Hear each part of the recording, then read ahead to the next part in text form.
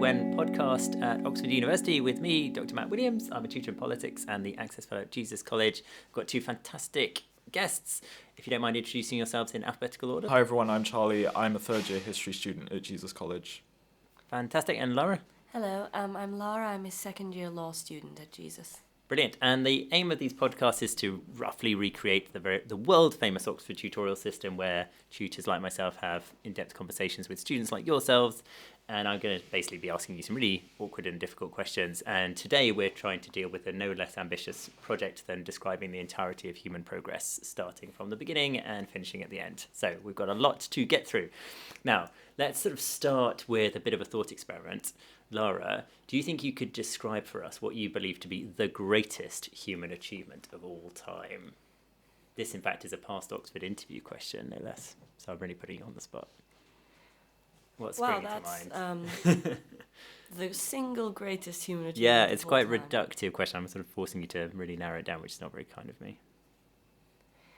I suppose, very kind of vanilla answer, but civilization. Nice. Okay, why did you say that?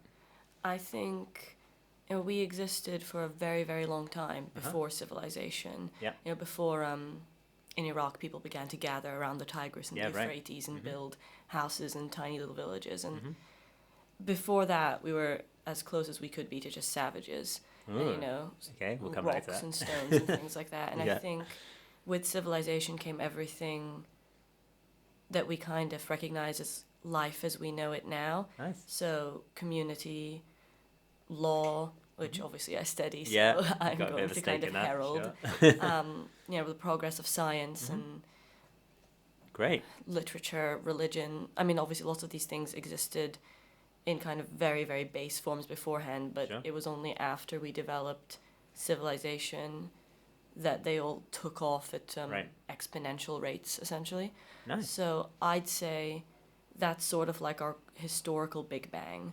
Okay. And that everything comes after that rapidly. That's a nice way of putting it. Okay, I really like that. Now, I'm not going to be cruel enough to pose the same question to you, Charlie, but I want to get into the concept of progress. So you may be aware, or not, as the case may be, it doesn't really matter, that progress comes from Latin and it etymologically means to move forward. And so regress literally means to move backwards. So you've got this sort of metaphor of movement. And it's quite common when we talk about progress, we use sort of metaphorical language. We might say, oh, there's been a great leap forward or a jump, or we've climbed or we've summited. There's all sorts of metaphors that get thrown around or similes about some sort of movement. I mean, perhaps most famously, Neil Armstrong, it's a one step for man, giant leap for mankind, right?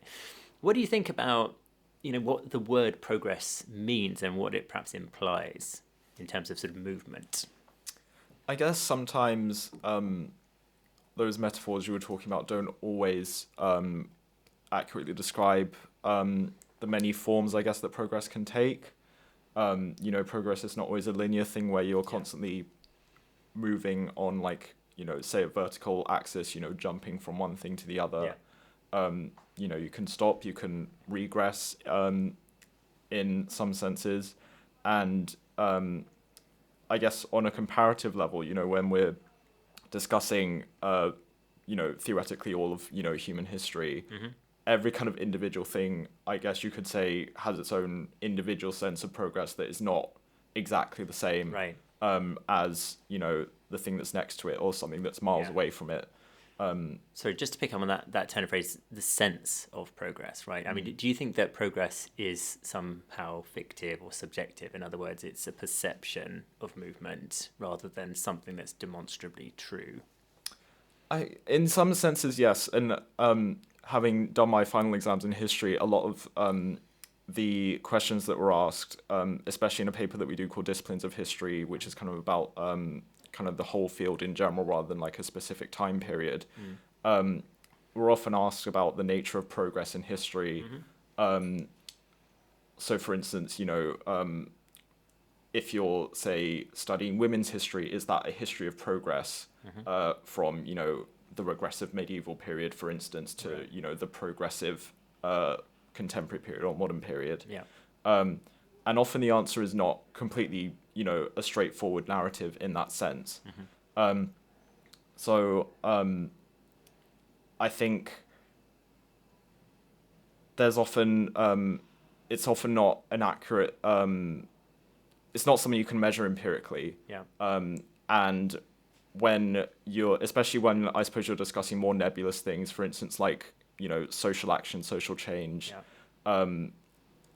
There's so many different ways you could define progress in that sense, and especially if you're, for instance, taking different political positions, progress for one person might be regression for another. Exactly. Yeah. So it's not something that everyone agrees on.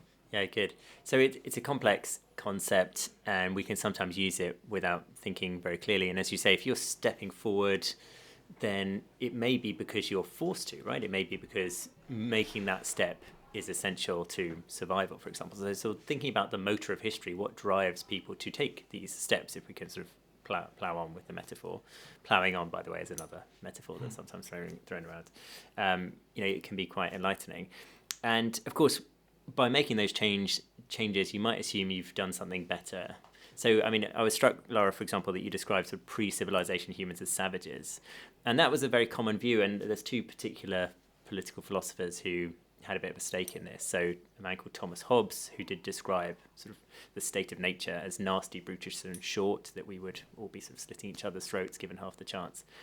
But an alternative view from Jean-Jacques Rousseau, who would say that actually we were noble savages, to use a rather sort of inelegant term. In other words, civilization has ruined us. Civilization has given us the means for all sorts of horrors. And actually humans in the state of nature were purer, better animals. I mean, if I may just quickly give you an example, the remains of a man who's been called Romito II were found in France, and he lived about 11,000 years ago. He reached adulthood, but with a very severe disability, and he was buried with all sorts of ornaments, suggesting that his was a celebrated life. And it was quite a striking discovery because it suggested that even in pre-civilization communities, humans were able to sustain the life of someone who would, for want of a much nicer way of putting it, be a bit of a burden on that society. But he wasn't seen as a burden, he was seen as just an equal and was kept to maturity. So what do you reflect on that in terms of your sort of sense of savagery, or that's like the early humans, pre-civilization humans? What I think is it's not to get overly philosophical with it, sure, but it's all quite subjective in how you assess quality of life. Mm-hmm.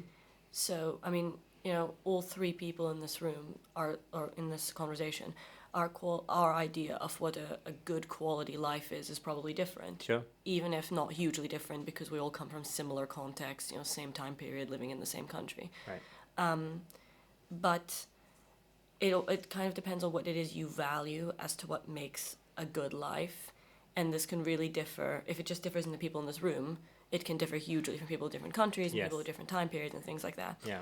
And some people, like the philosophers you mentioned, might view that kind of pre-civilization life as a purer one, and point to aspects like the survival of different people and how the remains you mentioned, and which is quite a beautiful story. While others would say, no, I'd prioritize the institutions we've developed and things like, leaps in science and medicine, right, and things like that. And I think the thing with that, and obviously I think I made clear, I suppose, where I fall on that side of the debate earlier on. Yeah. Not that I'm like a staunch advocate of that position. No, I think but the thing with that is that, there's no, I mean, in my opinion, there is no wrong opinion. It just depends on what you personally value as a better life for human beings. Yeah, right, absolutely. I mean, it's maybe a little bit cheap for someone like me to say, well, if only we could just get rid of civilization. I'm clearly the beneficiary of civilization. So to suddenly say now, I wish it wasn't here is perhaps a bit strange. I mean, the interesting Rousseau, who was making these observations, thought that he was coming into contact with pre-civilization humans because the New World had just been discovered and they had basically encountered Native Americans, and so both Rousseau and Hobbes felt like they were sort of almost looking into the past of what humans were like. They got it totally wrong, and they massively overgeneralized because there were so many different forms of community and society within America at the time. So the idea that there was a type of human interaction was utterly misguided, and they knew that. They knew they were oversimplifying it, but they had their own agendas. Anyway, I mean, so that shift, albeit this is, of course, a controversial way of describing it, but that shift to civilization as you mentioned, Lara happened in Mesopotamia, so between the rivers, literally between the rivers of the Tigris and the Euphrates in Uruk, which is now Iraq. And some of the key moments in that, Charlie, were sort of domestication of both animals and plants. I mean, what do you think could have been some of the reasons for settling down and farming and creating homesteads? You know, it's not what we're evolved to do. It seems such an odd choice in many ways. I suppose, again, from, my perspective, where I guess this thing is, normalized, the idea of stability, dependency, kind of knowing where you're going to be, theoretic, knowing, I guess, where your resources are going to come from, the things you need to do to get those resources might be more favorable to kind of a more nomadic lifestyle, where, theoretically you might not know where your next meal is coming from. It depends on, animals and plants that are around or not around. So yeah, I would say that, but I would also say that because obviously that's the way that we've been living since then. So it feels natural to me. Whereas it wasn't natural to them. They made a conscious choice to do that. Right, and it begs the question why that choice wasn't taken everywhere, right? Why was it that Europeans, with their steel weapons and their guns, landed in the Americas and discovered what they felt to be were pre-civilization savages? And again, that's not necessarily the word, but you know what I mean, right? So how was it that some parts of the world had created civilizations and others had not? And I think what you were saying about just the availability of key resources seems to be absolutely critical to that story. That perhaps to a certain extent, civilization is born out of laziness. If you happen to have very fertile land, such as they used to have between the Tigris and the Euphrates, and you could domesticate plants like wheat, and you could domesticate certain animals, then you would. But one of the disadvantages, interestingly, is that some people reckon our life expectancy declined because we then lived so close to animals, we caught diseases from them, and we became lazier, and our brains have probably shrunk since that time. So going back to the story about it all being, a good thing, this progress, Lara, what do you make of the fact that we've possibly lost brain mass and we've become a bit more lazy because of civilization? Actually, not to kind of link it to something, but it reminds me of this sort of study I was reading about this morning. That makes me sound so academic. Like, I had it open on my phone. Oh, it's good. You should read studies. Yeah. Because it's all over the news. I think it's MIT did a brain scan analysis of the effects of ChatGPT on human grey matter, and found that it's, I don't want to say, put plainly, making us a bit dumber. Okay. But that it is. Oh, right. That people who overutilize it are exercising their own brain less, and the brain is a muscle essentially. So the less you exercise it, the weaker it becomes. Right. So when you said that if progress kind of coalescing with like laziness, that just sort of rung a bell in my mind. I was like, wow, we keep getting lazier. But I think the thing is, what we strive for is, at least people often, what they say they strive for is kind of like speed and efficiency and accuracy. And very often doing that means kind of streamlining the process of which you use, which seems to come along with kind of less grunt work. So instead of carrying the barrels of wheat from location A to location B, now the mule carries them for you. Right. That's more streamlined. Yeah. But we consider it more streamlined because it is less exhausting to us. Yes. That is what streamlined is. So the more kind of advanced we consider something, the less exhausting to us it is. Yeah. Which is why now we have things like artificial intelligences that can answer all your questions and do all your work for you, and we consider it advancements, and to some extent it is, obviously. Yeah. Sure. But it just makes less grunt work for us. So it just seems to be like a bit of a pattern. The more we progress, the less what we consider kind of meaningless physical exertion or mental exertion, I suppose, we put in. Yeah. Now, I don't know if obviously that's very general. I mean, not all forms of progress fall under this kind of idea. Something like medical progress, surgery is exhausting for doctors, and yet the more complex it gets, the more progressed we call it. Sure. But it just kind of rung in my head that there is probably, to an extent, a concept of that. But it's also a bit of a trap, right? Once you are in a settled civilization, getting out of it is going to be very dangerous. So, for example, you have a settled community and your population is growing because you have surpluses of food. To then suddenly deny that and go off back to hunter-gathering would be so self-abnegating as to be incredibly dangerous, right? And so you basically are stuck. Once civilization has happened, there's really no going back unless you as an individual want to go and be in hermits out in the wilderness. That's it. You're done. You're civilized forever now. And there's other sort of critical choices related to what you were saying just now, Lara, which I would conceptualize as the creation of the external mind. Now, what I mean by this is that I think the development of writing and mathematics were two of the most important steps in human progress, but it externalized our minds. So it gave us a framework to share knowledge across generations and to conceptualize phenomena abstractly, especially with mathematics. And those are undoubtedly the underpinnings of many of the other things we would describe as progress and advancement. But they have, again, sort of perhaps forced us to take some mental capacity and devote it to a different medium. Now, you might think, great, that's just a sign of human genius, but there could also be some downsides. I mean, Plato famously said when the Egyptians came up with Demotic Egyptian that they will cease to operate with any memories in the future. He thought that it was dangerous, in other words, for the Egyptians to learn how to write. Now, that sounds really odd in 2025, but do you think he was onto anything there, Charlie, or do you think that's completely nuts? Writing and maths are clearly important. I guess in some ways I can see, there are, I guess, certain aspects of humanity that maybe can't be communicated in ways like writing and mathematics, even though obviously they are so revolutionary. So, I guess expression of, emotions through something like performance is, theoretically something, I guess, that goes back further than, writing maths. It's obviously easier to do kind of in practical terms. You just need a body to be able to perform rather than, inventing language. But I would certainly say that, especially as someone who, I did an extended essay on the kind of print revolution in early modern England and how that kind of enabled an explosion of ideas that I'm sure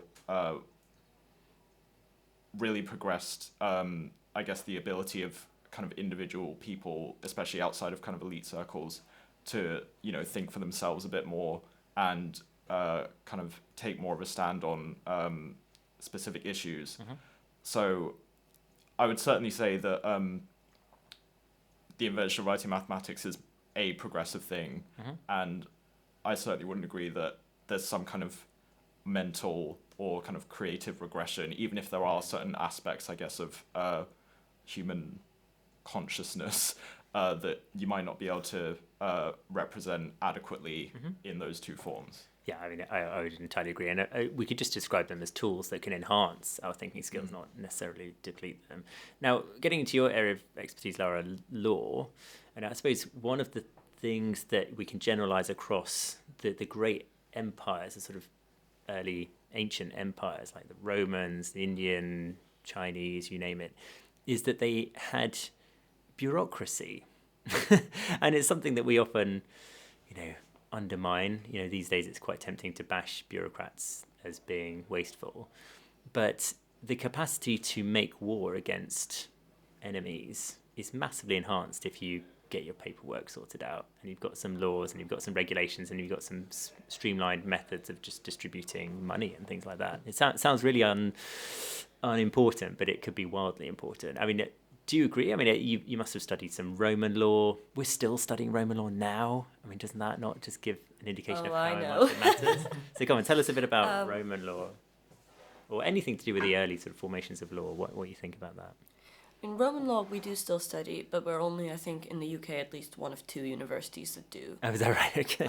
The other being Cambridge, right? Which I'm sure comes as no surprise. Yeah.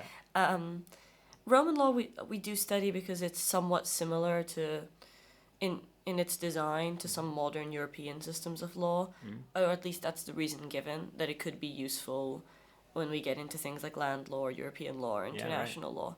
Mm-hmm. I mean, it seems obvious to me and most other students that the real reason is, kind of respect for tradition, and that Roman law has been part of the Oxford jurisprudence syllabus for a very, very long time. Right. And that dropping it would just be a bit...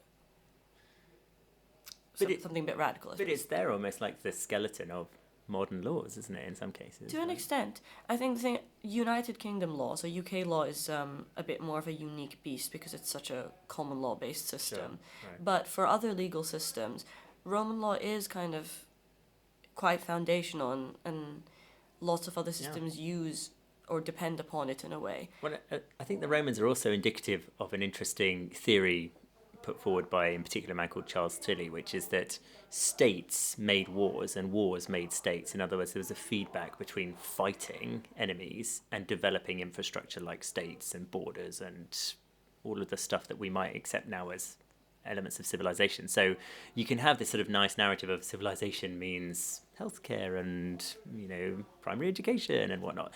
But if you go back far enough, it's basically just slaughter was the name of the game. And being very good at killing people meant you were well organized, and that's what, quote unquote, civilized you. I mean, what do you make of that, Charlie? I think I've certainly seen aspects of it that make sense. I remember I think used Tilly in one of my final exams. Okay. I think looking further back through history, you can even see people kind of seeing kind of foundational moments of civilization, or specific civilizations rather than just like the idea of civilization itself, being founded through war. So for instance, there's this quite famous thesis in medieval history called the Perrin thesis, by Henri Perrin, who was a Belgian historian, kind of post-World War One, who kind of viewed Charlemagne's kind of conquest in kind of Francia as kind of foundational for the European countries that would go on to follow it, and especially kind of the treaties that he kind of set up to divide the lands among his children, and that was kind of the origins of Germany and France, and obviously Belgium, where he was from. Right.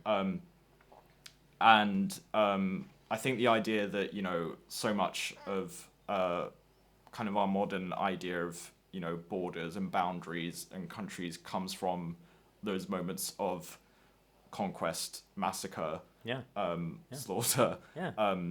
I think there is definitely a sense of that, and there's a reason why in a lot of cases, like certainly for me, the earliest kind of English history I was taught in school was the Norman Conquest. Yeah. And the idea of William the Conqueror is kind of a celebratory kind of moment where, a recognizable kind of English civilization kind of kicks off from there. Right. And impacts so much of kind of society moving forward. Yeah. I think there is certainly kind of a kernel of truth to what Tilly was saying. So, war, disease, enslavement, a lot of these things are consequent upon the march of civilization, right? I mean, I'm not wishing to get too woke about this, but, it's worth commenting on. Now, the fall of the Western Roman Empire was described by Plutarch as ushering in a dark age across Europe, but that seems like a magnificently parochial way of looking at it, because a lot of the rest of the world was really flourishing. I mean, the Islamic Golden Age was taking place at the same time. What do you think about that, Lara, that sometimes when we describe human progress and civilization, we can get a little bit sort of Eurocentric, do you think? I mean, I think it is definitely a thing, especially considering we are living in the West. It's quite easy to focus on Western history. I think the thing that I often remind people when they tell me this, because I hear it a lot, is that as you do that, they do the same thing elsewhere. So, I mean, my parents grew up in the Middle East. Mm-hmm. They don't learn anything about, next to nothing about the history of the West. Right. In their primary schools, in their high schools. They learn about, the great caliphs and the Islamic Golden Empire and the conquests of Spain and I've watched my parents able to list some of the caliphs in a row, and this one did this and that one did that, and all the famous poets. And they don't learn anything about what we're doing here. So they track, or what they were doing here at all, really. They track their progress almost entirely from their own history, right. with a kind of, somewhat sort of a little bit of awareness about what was going on here, the same way we do. Right. So coming back to that idea that progress is about narratives, it's about storytelling and describing what we've done as maybe advancement or leap forward or whatnot. I mean, so some would say that the end of the Dark Ages, I mean, of course, this is all highly contested, Charlie, but, could coincide with the Renaissance. And what's particularly conceptually interesting about the Renaissance is that it literally means a rebirth. And so those involved in it were consciously going back to antiquity in particular and revitalizing Greek and Roman culture, law, civilization, art, you name it. That's a really intriguing sort of form of progress, no? Is it not? Right, that they're sort of moving forward but looking backwards? Yeah, it is interesting, and kind of suggesting, again, like what I was saying earlier about kind of progress not being linear, like deliberately kind of identifying the previous period as a time where there wasn't progress and having to kind of stretch back further to a time that they did see as progressive, and kind of co-opting that to kind of bring about almost like a restoration of the narrative of progress. And I guess it's quite interesting the ways that they're kind of used and translated, because, especially if we're talking in terms of literature and, the translations of, these great historians and poets of, Greek and Roman society, there's still a lot of input of, the contemporary people into those kind of products. So it's certainly not like a one-to-one, they're just kind of taking things wholesale and applying them to kind of their own society. They're also putting their own spin on it. Right. So in that sense, they're also kind of, I guess, having kind of a controlling hand on that sense of progress as it kind of borrows from a previous time period. Okay, interesting. And sort of taking another few 100-year jump, and apologies, we could talk about the Enlightenment, the so-called Enlightenment. And I mean, there's another metaphor that we suddenly, again, come out of the darkness into the light and so on. It's usually associated with the rise of the scientific method, and indeed in places like Oxford University. One intriguing story I've heard is that the Enlightenment coincides with the ubiquity of coffee shops in England, that fairly quickly people in sort of intellectual circles went from drinking beer a lot to drinking coffee a lot. And I don't think I need to tell you what might happen to your productivity if you were to change your habits in that sort of manner. What do you think about that, the sort of twist of fate, Lara, that maybe just shifts in trade of particular commodities leads to very different social outcomes? Chemically enhanced intelligence. Yeah, right, exactly, yeah. I mean, I've not heard the theory before, but I don't see why not. I do think a lot of things in history that we consider great strides sometimes can very much be chalked up to luck. So obviously we were talking earlier about why the Tigris and the Euphrates, why civilization developed around there. I always thought it was quite lucky that there happened to be these two bountiful rivers nearby, and that people realized it and were like, oh, we can go here. And I suppose it was quite lucky that at the time someone had discovered the coffee bean and decided to start making coffee and espresso and other kind of caffeine-based brain-stimulating drugs, essentially. Well, but also crucially where the water is sanitized, right? Because otherwise you'd need to ferment it. Yeah. Right. If there is a link between them, I mean, the Enlightenment and caffeine, I think that's hilarious. I'll choose to believe it because I think it's funny. It's one of those things that's coincident in time. I think we might be over extrapolating. Right place, right time. Yeah, right. Exactly. But I think a lot of those things can be trade. Trade tends to crop up behind a lot of them. A lot of them can also just be geography, different societal trends and things like that. Well, and despite all of the advances of science, so in things like microbiology in particular, which made it suddenly possible to start countering some of the most horrendous infections, Thomas Malthus, a famous priest, predicted that human society was about to go through a course correction in terms of population. There's going to be a massive cut in population because it couldn't sustain the numbers of people that were living on Earth. And he was writing in 1798, just before the Industrial Revolution. And it turned out his prediction of human cycles of birth and death was right historically, but then suddenly was wrong because of the Industrial Revolution. But again, industrialization is one of those things which we might look back on today with a degree of sort of mixed emotion, that yes, it's meant that literally billions of people have now been able to live, which is, I think, fairly uncontroversially a good thing, but it's putting enormous pressure on resources and the planet and affecting climate change. So, I mean, there's a lot going on there, Charlie, but where do you want to slot about the Industrial Revolution? I would definitely agree that it's kind of a mixed picture, and it's obviously I think it's important to identify even at the time, obviously people were complaining about losing their jobs to automation and things like that.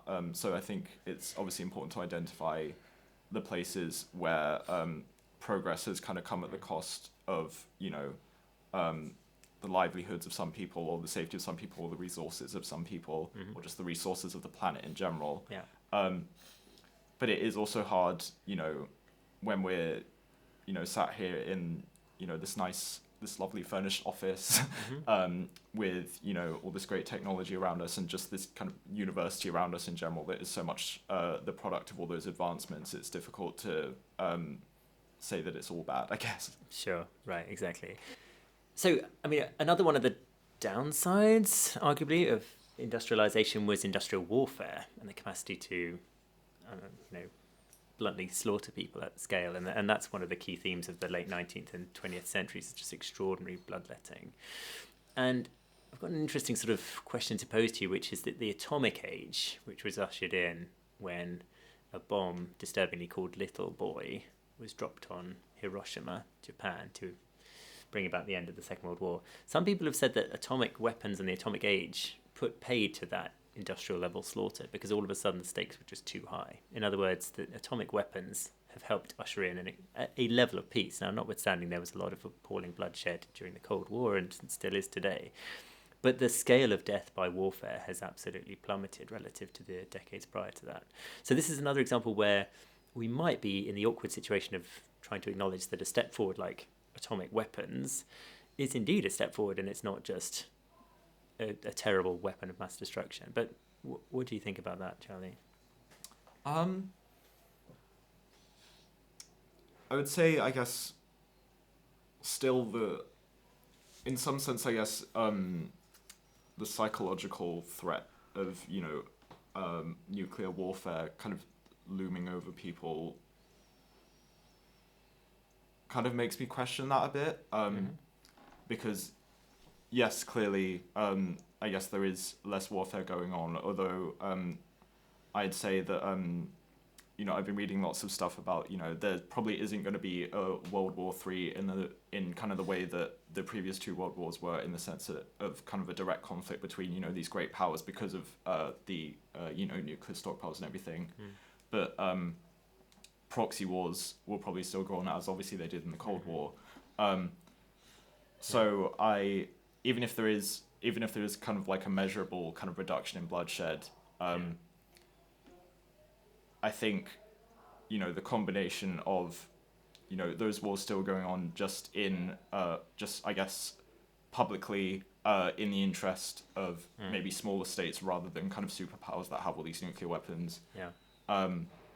And also the knowledge that, for instance, I remember in Trump's first presidency, everyone was despairing, like, oh, this guy's got the big red button, right, and, he could theoretically do anything with it. Yeah. So I think it's important to still acknowledge that. And, even if obviously most people recognize, or most politicians recognize, that obviously doing something like that would obviously be a colossal mistake and, like, bring about so much destruction, and therefore, hopefully, it will not happen. There is still that threat. Yes, and indeed, and Lara, nuclear weapons now being the ultimate security guarantee encourages everyone to get them, right? And not only can irresponsible actors therefore use them, but also just mistakes happen, right? Human error can happen. So, what do you think? I agree with a lot of what Charlie said. I do think, in the same way that the shotgun changed war as we know it, so does MAD, like the mutually assured destruction concept. But I also agree that, it's not watertight, as you said. The more they are kind of seen as a sign of, protection, the more people want to get them. The more people want to get them, the more threatening the concept is looming over people's heads. I think I also agree with the idea that, you know, the psychological threat of it never really goes away. And maybe a lot of that is as a result of, like, big events like Hiroshima, Nagasaki, and Little Boy and Fat Man, things like that. Everyone learns these stories in school. As much as we can tell ourselves it will never happen, that doesn't mean it will never happen. And the issue is that everybody thinks that and is slightly afraid of that. Right. And to an extent, maybe that psychological terror is an act of war itself. That there are countries that quiver at the concept of being, you know, nuked out of existence. Sure. That is war in a way. That's psychological war. And they do. Yeah. And perhaps to an extent they should. Like Charlie said, you know, everyone was worried about Trump and the big red button. And there is a possibility that an absolute madman with like stage 5 dementia one day is going to be elected and press the button because why not? I mean, thing is, people, we like to assume our political leaders are all sane and sound and rational, but that doesn't mean that they always will be. And there's a possibility that someone up there is going to go absolutely nuts and decide that this is the way they want to go out and take everyone down with them and press the big red button. And if they do, no one can stop them. And I think it's things like that that loom over people. The idea that someone somewhere with a huge nuclear backup could do that. Absolutely. I mean, so then just scrolling forward to today, I mean, it said that we are in the middle of the information revolution and that we can barely even sort of comprehend the speed and scale of change that's happening around us, with in particular artificial general intelligence and on the horizon artificial super intelligence, quantum computing. Whew. Help us out, Charlie. What sort of frameworks can you put around it to sort of make sense of what's going on around you? Yeah, it is difficult. I mean, even in temporal terms, you know, we previously in this podcast, you know, we've been moving across like, you know, millennia and then centuries, and now all the big advancements are coming in decades and individual years. I mean, even if you look at something like, I don't know, the development of the iPhone and how quickly, you know, in say 10 years, how different it's gone, how different you know, the features are, how more advanced it is. It's so difficult to keep up. And you know, with kind of the development of, you know, these insanely complex you know, computers and everything, things that I suppose lots of ordinary people might not be kind of directly confronted with all the time. That's especially, I guess, hard to keep track of because, you know, I'm sure, you know, there's lots of development going on with these things at the moment, but we're not, I guess, being directly faced by it until it becomes so normalized and kind of embedded in culture, like things like ChatGPT. You know, there were obviously precursors to that, but it's suddenly in the last few years become insanely popular. Well, absolutely. And also we will reach a stage where the AI is much more intelligent than we are, so it will come up with solutions that we can't even comprehend, which is unique, I think, in the story of human progress up till now. And you mentioned the pace of change. I mean, interestingly, it took humanity longer to progress from bronze swords to iron swords than it then took to go from iron swords to nuclear weapons. So we are on an exponential curve. Anyway, final word to you, Lara. I mean, we started off by sort of suggesting that progress can be quite a subjective concept. So if I may ask a personal question, what sort of progress might you like to see happen within your lifetime? I think I don't know, I'm currently battling between idealism and realism in my head. That there are obviously some things I'd absolutely love to see that I don't know will happen, but I'd love to see, for example, like really quite like grand, epic space exploration. Oh yeah. You know, the things that you watch as a kid. You watch like Star Trek as a kid, as a child, and you're like, wow. They're going to be able to do that when I'm older, and obviously they're not. So base on Mars, something like that. Yeah, and we're not, you know, nearly at that level, and realistically I know we won't be, but like I would love to see things like that. I'd love to see something done about the current climate situation. As much as everyone like bangs on about it, they are banging on about it for a reason, and we're not seeing much of anything done about it.